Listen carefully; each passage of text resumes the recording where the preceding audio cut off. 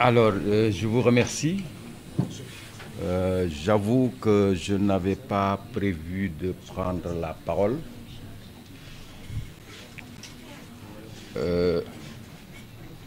Mais j'entends dire quelques mots à la suite de mes excellents confrères. Vous savez, en ma qualité d'avocat, la justice de mon pays est l'objet de mon attention quotidienne. Et cela me permet de dire que la justice pénale de ce pays est malade.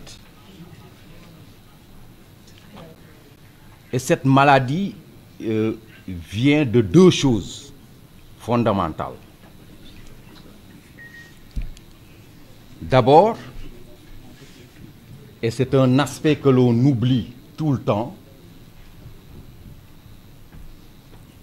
ce que l'on constate, c'est qu'il n'y a pas d'indépendance entre les fonctions de poursuite et d'investigation. Cette indépendance n'est qu'une fiction. C'est ce que l'on a constaté. Or, dans un système judiciaire digne, il faut absolument que ce principe de l'indépendance des fonctions de poursuite et d'investigation soit clairement établi. Ce qui n'est pas le cas au Sénégal. Parce que en vérité, l'indépendance du juge d'instruction est diluée dans la toute-puissance du parquet. C'est ça la réalité. C'est ça la réalité. C'est pourquoi, très souvent, le juge d'instruction ne contredit pas le parquet. Ou en tout cas, c'est très rare. Et ça, je considère que c'est l'une des maladies qui gangrènent la justice pénale de notre pays.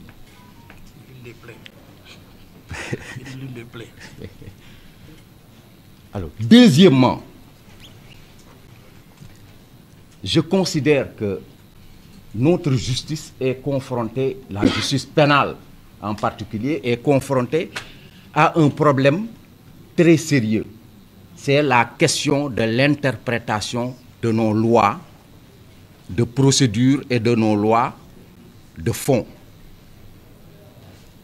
Et ce que l'on constate, c'est que dans certains cas, volontairement ou non, il y a une interprétation paresseuse, si je puis m'exprimer ainsi, paresseuse de certains textes. Et cette paresse dans l'interprétation est dangereuse pour les libertés des citoyens. Extrêmement dangereuse. Et c'est pourquoi, d'ailleurs, il est rare de constater des revirements de jurisprudence en matière pénale. C'est très rare de voir des revirements de jurisprudence. En tout cas, en ce qui me concerne, en vertu de ma petite carrière, je n'ai jamais rencontré un revirement de jurisprudence. On interprète les textes comme si la parole du juge était une parole d'évangile. Comme si les interprétations que les juges font des textes sont immuables. Alors que le droit doit évoluer. Le droit doit évoluer. Et ce qui fait évoluer le droit, c'est l'interprétation que les juges en font, et particulièrement les juges de la Cour suprême. Et que donc, il faut absolument que cette question de l'interprétation de nos lois pénales soit réglée, et c'est la Cour suprême qui doit jouer ce rôle. Parce qu'il y a des textes de loi dont l'interprétation ne pose aucune difficulté. Par contre, il y a d'autres textes dont l'interprétation fait naître des controverses, notamment les dispositions de l'article 140 du Code de procédure pénale sur la maladie de l'inculpé. Alors, ce texte, mais pour le comprendre, il ne s'agit pas tout simplement d'avoir des connaissances juridiques. Parce que moi, j'ai lu et relu ce texte, et pour le comprendre, il a fallu que je retourne dans les règles, vers les règles grammaticales et de syntaxe pour comprendre ce texte-là. Alors, donc, c'est cet effort de réflexion autour de nos textes, n'est-ce pas, qui manque à notre justice pénale. Et je pense qu'il est temps que cette question soit également réglée. Et pour finir, et mes confrères l'ont dit tout à l'heure, ce qui m'étonne au Sénégal, c'est que les questions de droits de l'homme sont absentes de notre justice pénale. Elles sont absentes de notre justice pénale.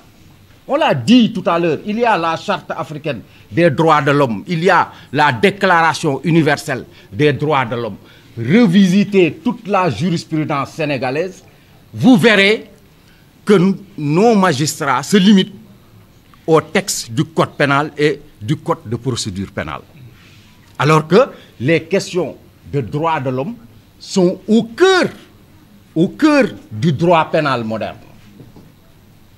Voilà, donc ce sont les quelques observations que je voudrais faire pour vous dire tout simplement qu'il y a beaucoup de choses à améliorer dans la justice pénale de notre pays. Je vous remercie. Merci. Notre confrère Aboubakry Dey va clôturer les interventions en faisant un résumé au